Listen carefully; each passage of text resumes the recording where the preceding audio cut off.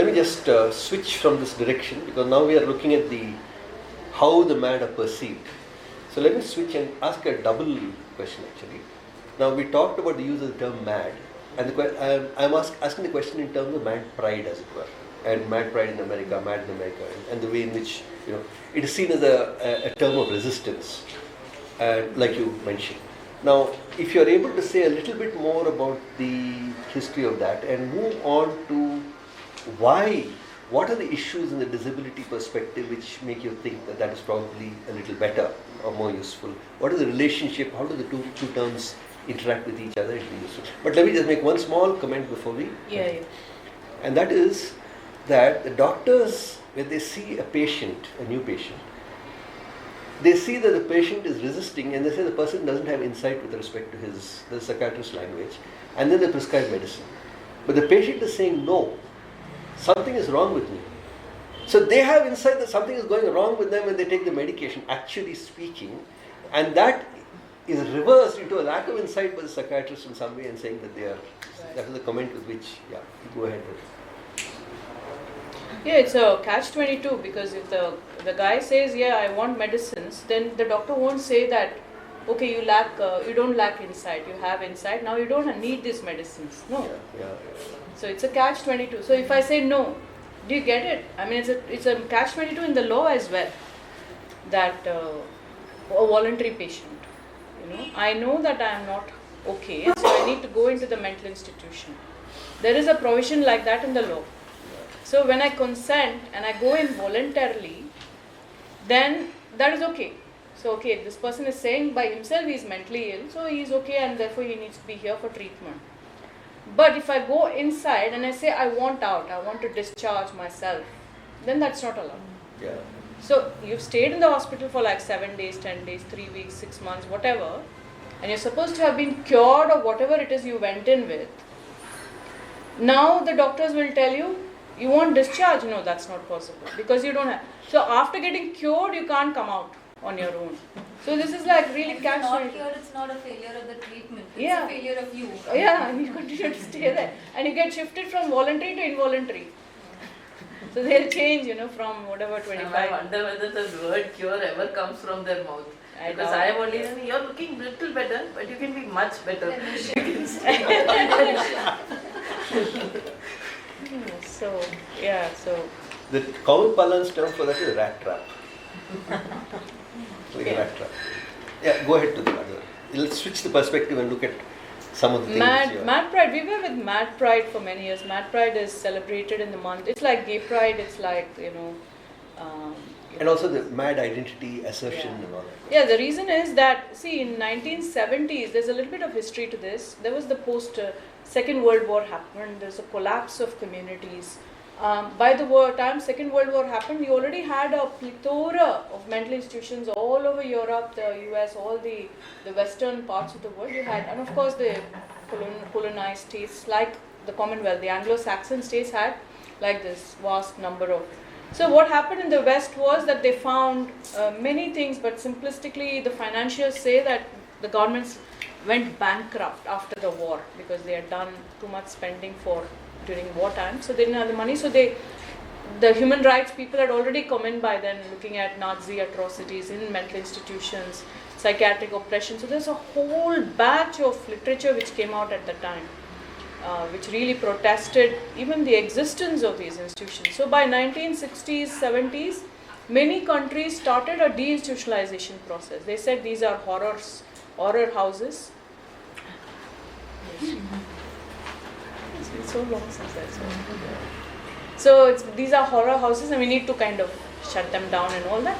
So they went through this whole process of deinstitutionalization. So when they deinstitutionalized, they did it as a knee-jerk response because they didn't have the money. So they just closed and sent people out of the institutions. So the communities were not prepared. Neither were the people who had lived inside for like 20 years, 40 years, whatever. They were not prepared to come out and live in open communities. They didn't have jobs, they didn't have families. So it was like a big mess, policy mess. And then these people were literally thrown on the streets. Thousands and thousands of people released from these institutions in the West were thrown on the streets. they were the homeless, they were the people who are living on the margins of society, and then they started mobilizing, and then they started the communities were very angry, so they faced abuse, violence and stigma on the streets. So these were the people who then mobilized into groups, largely US, UK. It was a very European kind of phenomenon, and they started, they called themselves as survivors of psychiatry. Then they became the users and survivors of psychiatry, and so it went through another snowballing process, and it is still very much widely present in the West. There is I'm very inspired by the books written by Raghurama Raju on enduring colonialism. And one of the things that he says is that we're all complaining about the colonial mentality and colonial framework which was put on us. But look what the West did to itself before it came here and did it to us. And so I find that an extremely persuasive argument, because the West has colonized itself to such an extent that they do not see a problem with any of this. They are very diligent appliers of the mental health legislation. They have evolved such legally proficient, legally evolved documents for the mental health legislation that it's impossible to, for them they will not say, okay, why do we have this? This is all old and colonial. We can still say it even in India. In Nepal, even this question will not make sense if they don't have a mental health law. They don't have institutions also.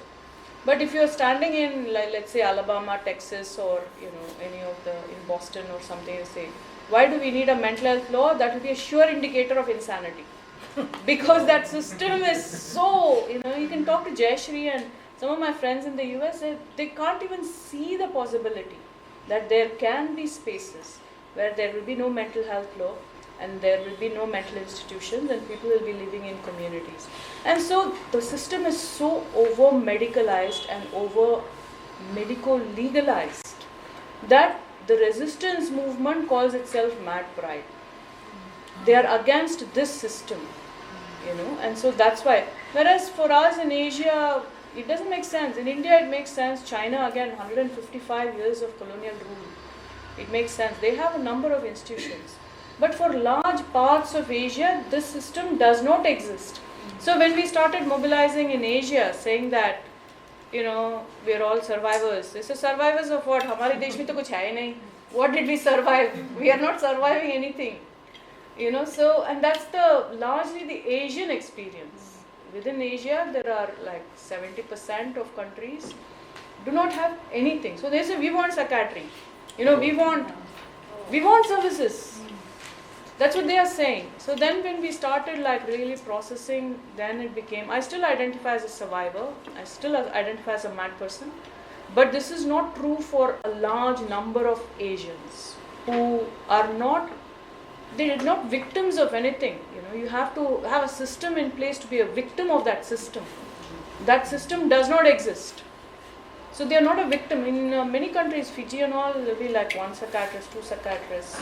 In many parts of Asia, there are very, very few psychiatrists, and these are very pawam types. They will give their life to go and serve people, and they don't have medicine, they don't have anything, they don't have system, they don't have policy, they don't have law, and they're so it's like that in large parts of Asia. So for me, over a point of time, I've realized that it was good to see this, because then it kind of dissolved my anger.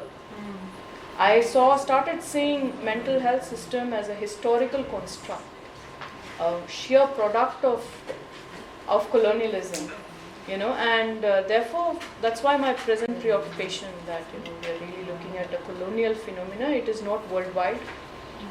Unfortunately, what is likely to happen is just the sheer power that the West holds over our policies, the globalization, and globalization of policy frameworks.